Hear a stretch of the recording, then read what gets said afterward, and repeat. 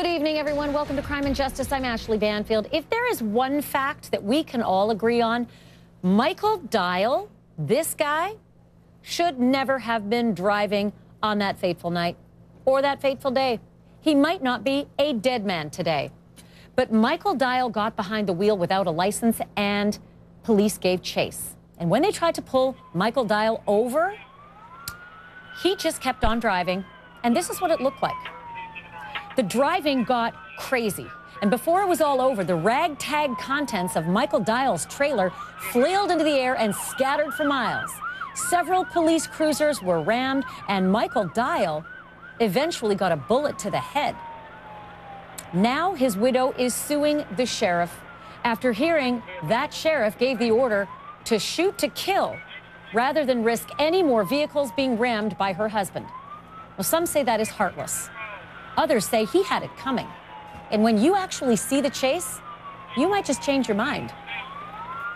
This area including deadly force. 10-9. Code 59. Use deadly force if necessary. Take this subject out by any means necessary. 10-4. Central be advised, I'm fixing to ram in here. 86, what's your point? Coming up on Burgess Falls. Coming up on Burgess Falls.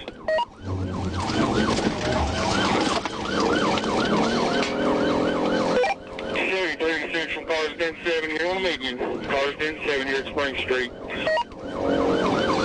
Declared you need EMS. Yeah, 10-50, I'm code 4, go ahead and take care of everything else there. I'm code 4. I'll get in contact with Level County Grashford. We're losing debris. County is, code 59, do not land this subject. If you need to, get up and use your shotgun and end this pursuit. Shots fired! Shots fired! After getting the order to take out that suspect by any means necessary, you can see on one of the deputy's body cameras that he takes out his gun, and he has it in his hand right there on the wheel.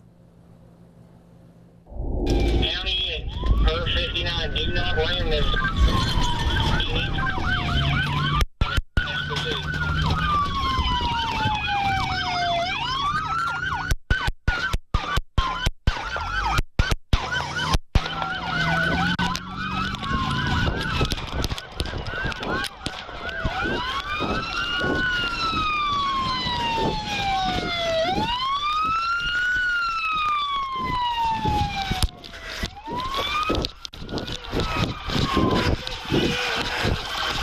Get on the ground!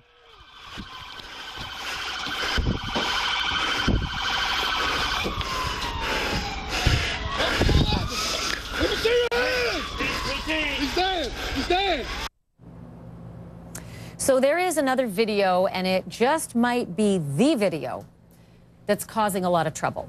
There was a body camera in the back seat of the cruiser that the sheriff had taken off and tossed in the back seat. Didn't maybe know it was running. But the sheriff was having a conversation with someone in the vehicle with him, and also a couple of phone calls. And it's what the sheriff said on the phone calls and to that person who was in the cruiser, the fellow officer, that's making headlines. I told him, I said, take him out. I heard. Damn, I don't give a shit. It wasn't long after that I heard shots fired, shots fired. They said, we'll ram him. I said, don't ram him, shoot him. Fuck that shit. I ain't gonna tear my cars up. But I got 2 cars tore up again. I know. That old boy right there lives right across the road, that I whooped. And me and John and them had that trouble at the jail. That's him. Boy, he's tore our cars all to hell. He tried to kill him. I'm telling you, you'll see the city car. He's right up on the back window with that truck. Yep. Yeah, well, right now, we don't know if Charlie shot him or if Adam, but it looks like Adam shot him. But Adams took it hard.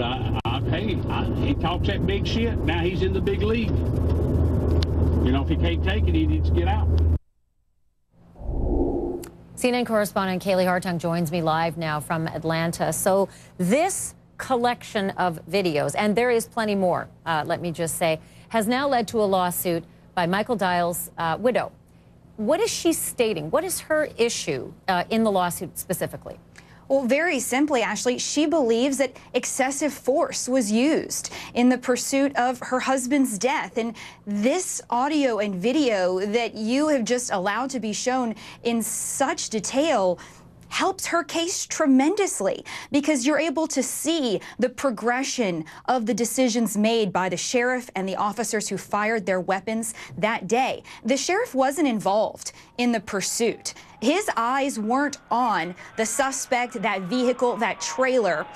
He couldn't process what, if any, danger the suspect presented to civilians or to his officers or their vehicles. So and yet he gave that order to use deadly force. Yeah. The whole idea that the officer didn't have eyes on this because he wasn't involved in the pursuit, he's on the radio, and as I understand it, this chase went on for 17 miles, so it was going on for quite some time, and a lot of the radio traffic that I've heard sounded pretty dire. I mean, it sounded as though cruiser after cruiser is being rammed. They're being rammed off the road. They're being rammed on the road. It is extraordinarily dangerous. I think I heard at least once, maybe even twice, he's going to kill someone, and that was coming from somebody who was actually in the pursuit. So the sheriff was privy to all of this communication, and the order, use deadly force if you need to, came only 1 minute before the actual shooting. So wasn't that sheriff privy to what sounded like a pretty bad and dangerous chase before he gave the order? You're right, absolutely. And this chase, we should note, had gone on for about 15 minutes in DeKalb County before it crossed into White County, where Sheriff Odie Shoup has his jurisdiction. So you're absolutely right in making that point, Ashley. It's very clear from the dispatch recordings we hear and the back and forth among officers that they did feel that they were in danger, just as they used pit maneuvers to try to ram their cars into Michael Dial's vehicle. Michael Dial continued to drive. And if you look at some of the earlier recordings on those dash cams, Michael Dial's vehicle was drifting into the oncoming traffic lane before they are on that Highway 111, where it's more like an interstate with a median in between. So it is true from the officer's perspective, they have concern. And that's something you also heard the sheriff express in that body cam that he didn't realize was recording in the back seat of one of his patrol cars. That's something you hear. He's in another phone conversation, and you hear him explain that he gave the order to take out Dial because, as the sheriff said, he was going to kill somebody if we hadn't. That is the argument that the sheriff, the two officers who fired their weapons, will make when they go to court for this federal trial, if it does in fact make it to court. But the district attorney has already ruled that he does believe this shooting was justified because of the evidence that the sheriff has provided him, the same evidence that we're looking at here. And yet, as we look at this and as we hear the sheriff's comments, we've heard the outrage expressed by so many. Okay, Kaylee, let me play something if I can. This is some of the sound that was recorded from the back seat of the vehicle that the sheriff was in as he was talking to someone in the vehicle and also making some phone calls. I want to play it, and I want to ask something specific on the other side. They don't think I'll give a damn order to kill that mother. They full of shit. Take him out. I'm here on the damn end, wrong end of the damn county here. Use deadly force. Shit. I love this shit, God. I tell you what, I thrive on it. That's 3 pursuits. That's 3 pursuits we've had. I'm telling you. So, Kaylee, what I am interested in is a lot of media has covered this case. And a lot of the headlines have said, sheriff says, I love this shit, and I thrive on this. But the context of it, I think, is lost. Because what he has said in that vehicle prior to that is that the deputy who actually did the shooting was very devastated. And the sheriff says he has to toughen up if he's going to be in this line of work. And then the sheriff says, I thrive on this. And I'm going to be quite honest, Kaylee, I think you're probably not that dissimilar to me. I also thrive on breaking news. When the action gets going in our business, our adrenaline gets going, and we do what we love to do. We don't love what's happening in the breaking news. We don't want people to be involved in mass shootings. We don't want these things to happen, but our job is to communicate and do our jobs. And when it gets electrified, we get electrified. Is anyone coming to the sheriff's defense with regard to that aspect of his comments?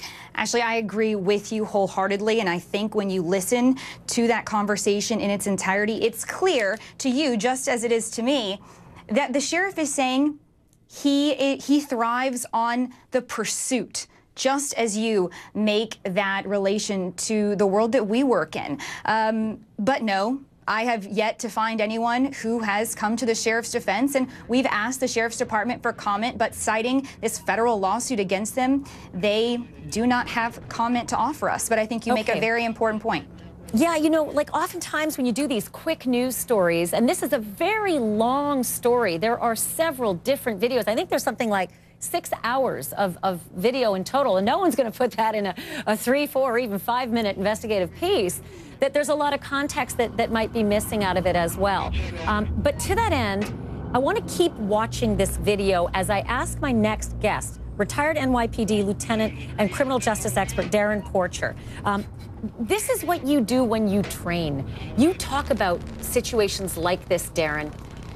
Do you have any defense for the sheriff telling these guys who are in pursuit of a guy who keeps hitting them and could kill them? Effectively, he could run them off the road. They could be killed. Do you have any defense for a sheriff who says, that's it, enough of the ramming, use deadly force if you have to? Absolutely. Michael Dial put these cops and innocent citizens in the pathway of death. What he did was super reckless, and I want to say the police chief or the sheriff did what was necessary to take him out.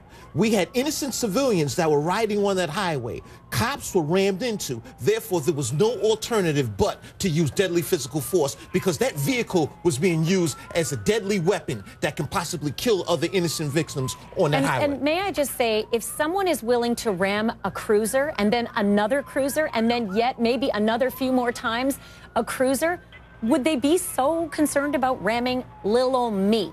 Absolutely not.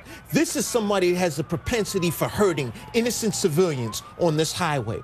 This is somebody that has a suspended license and cares nothing, and I mean nothing, for law enforcement. Therefore, I totally applaud that sheriff's decision in using deadly physical force to take this man out. So I have a feeling that defense attorney and CNN and HLN legal analyst Joey Jackson is going to disagree with you and me, and he knows the law. And there are some nuances to law about what a deadly weapon actually constitutes. Does a vehicle, when used the way Michael Dial appeared to be using that vehicle, Joey, constitute a deadly weapon, meaning fight with the same commensurate force, deadly force?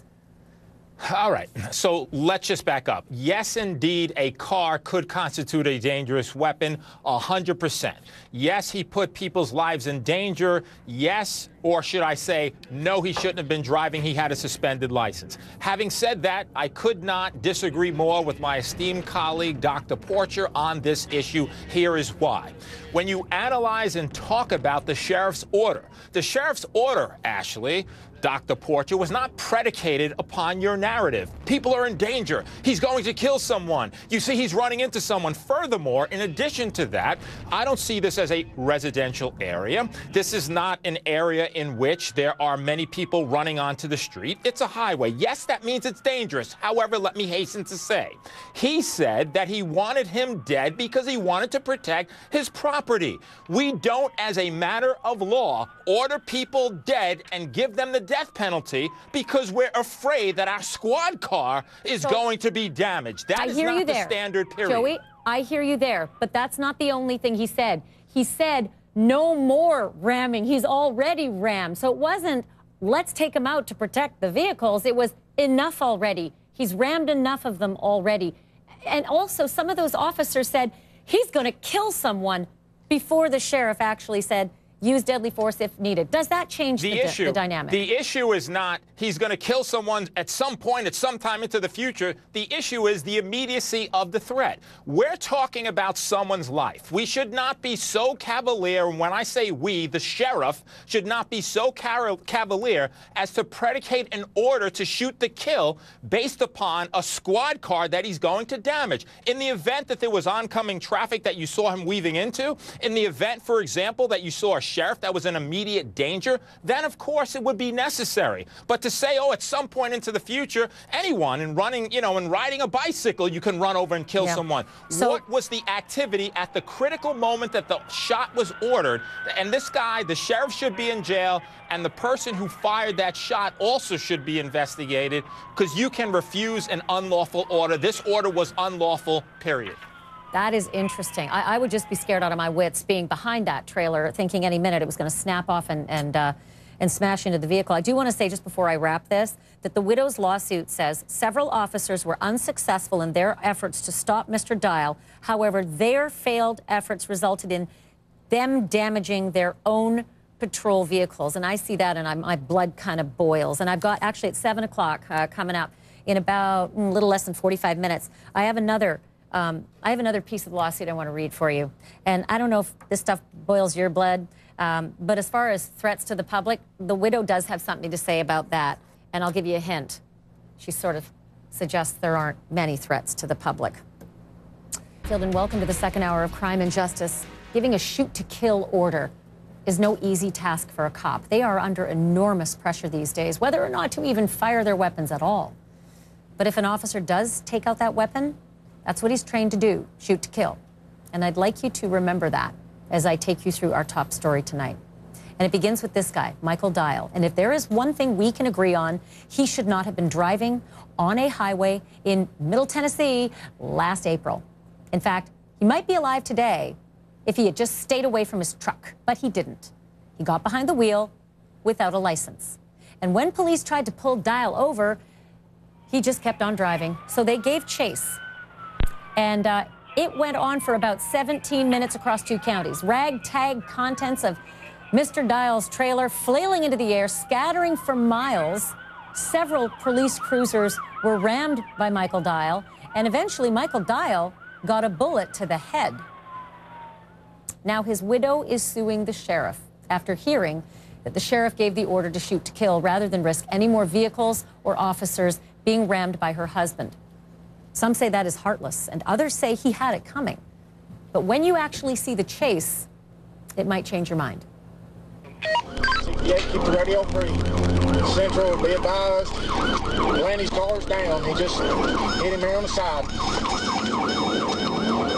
73 is out of service, 1708. Central's hit him again.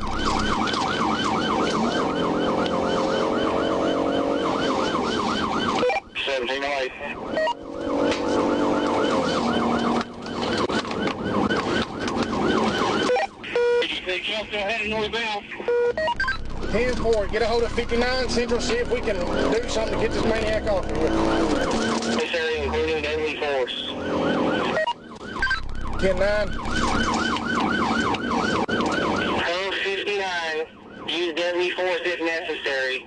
Take this subject out by any means necessary. 10-4, Central, be advised, I'm fixing to ram in here. 86, what's your 20? Coming up on Burgess Falls. Coming up on Burgess Falls.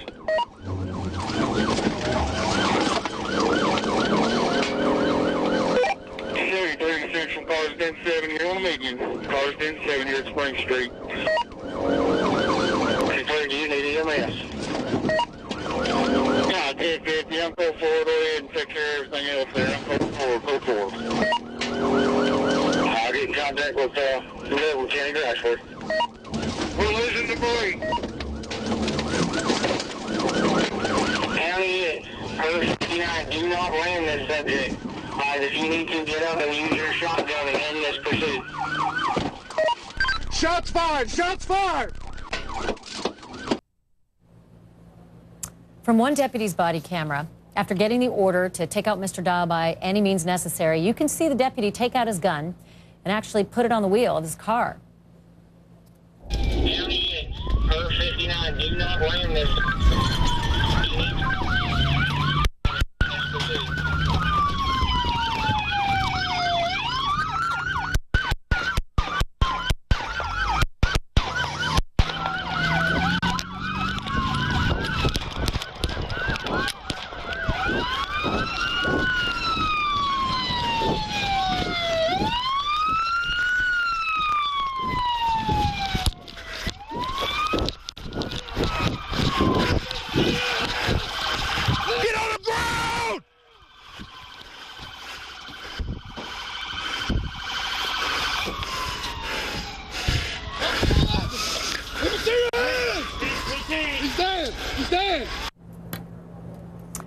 But there is one more video, and it might just be the most important video, and it might be the one that's causing so much trouble.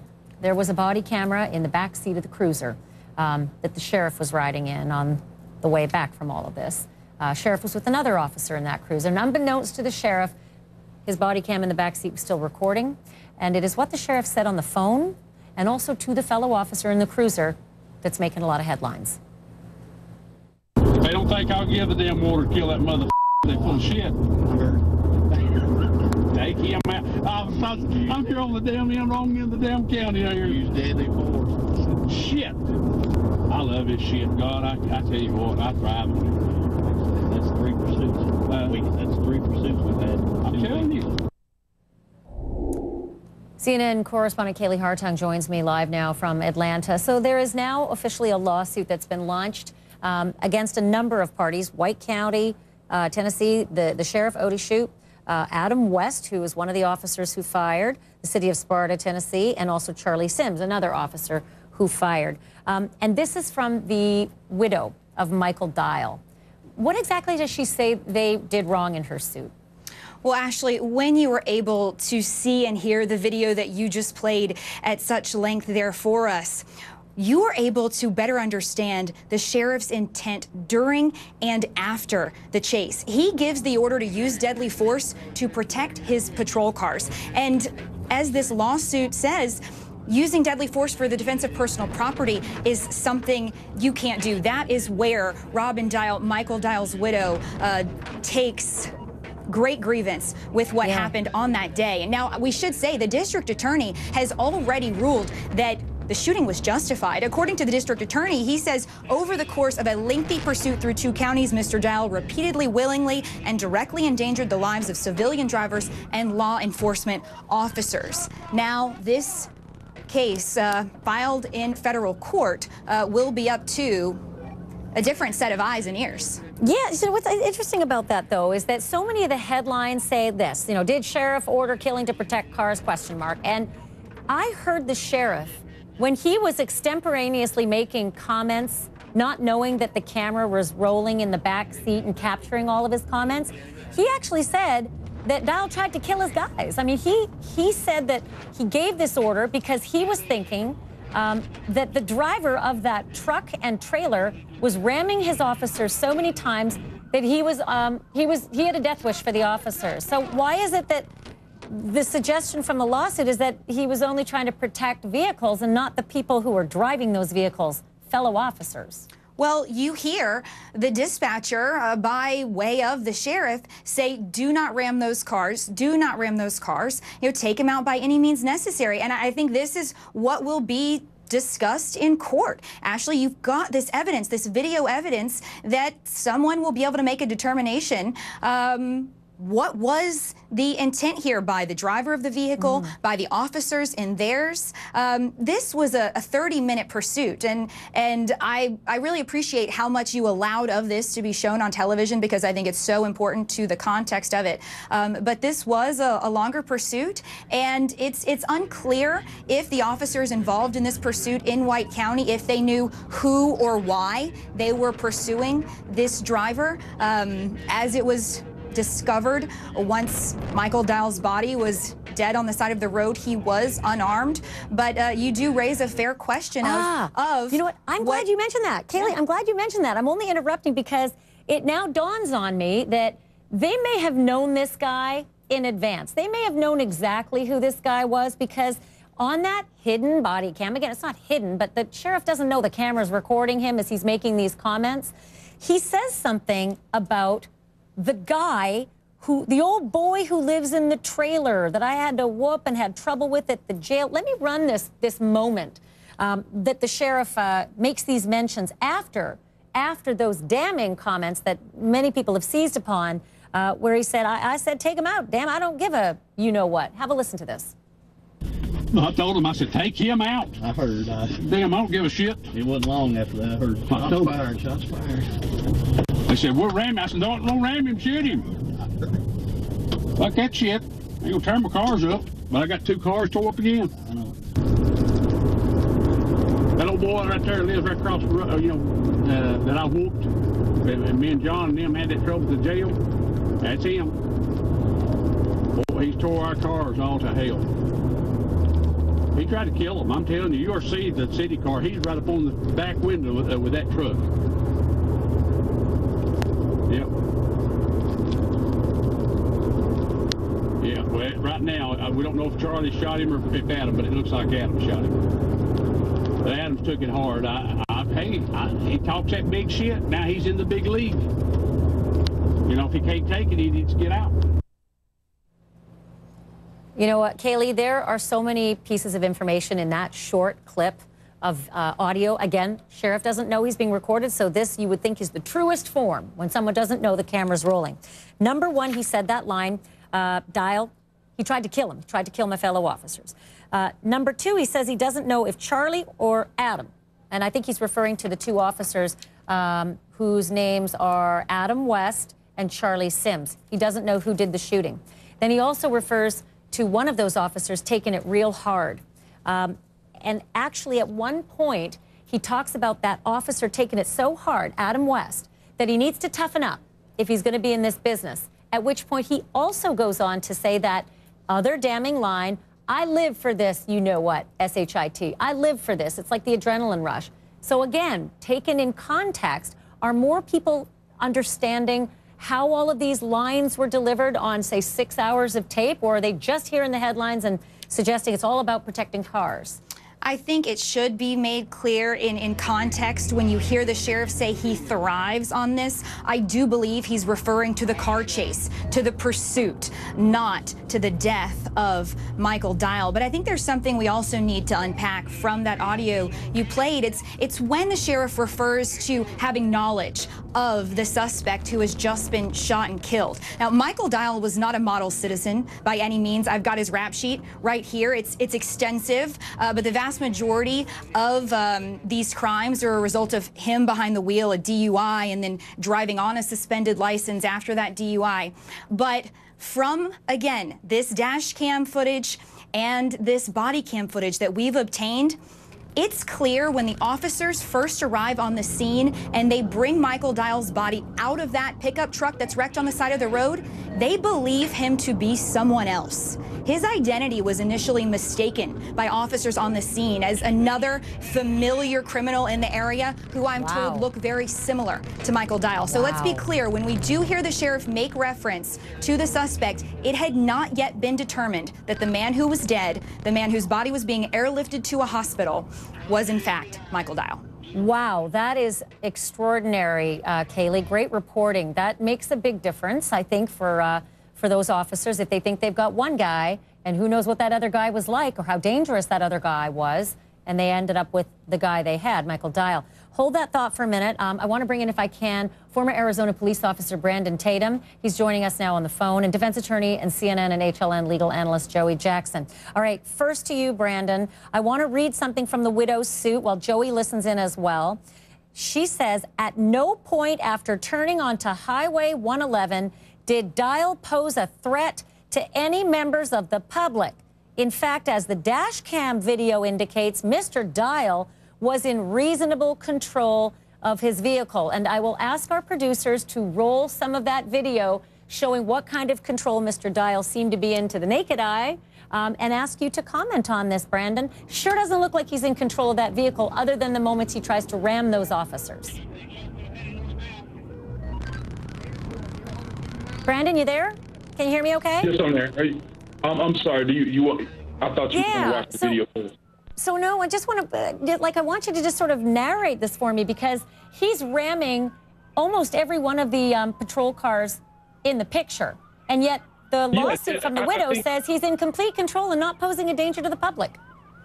Yeah, I mean, of course, if she plans to win the lawsuit, she's going to have to make certain statements that would indicate that he's somehow innocent or he's not at fault at any point. But obviously, we've seen it. The sheriff, although he had some comments that may have been viewed as negative to some people, he said that the guy had run over some patrol cars. We had police officers going to the hospital, some of them injured. He continuously rammed police cars and did not stop. I think that I don't understand what control she said he has. Well, Joey Jackson, jump in if you can, Joey Jackson. I got 10 seconds. Honestly, does she have a leg to stand on? I don't want to interrupt him at all. The issue to me is whether or not a life should have been taken. It's not about him being in control and not in control of a car. It's about whether he posed an immediate threat and someone was going to die. And if no one was going to die, he should not have been ordered killed, period.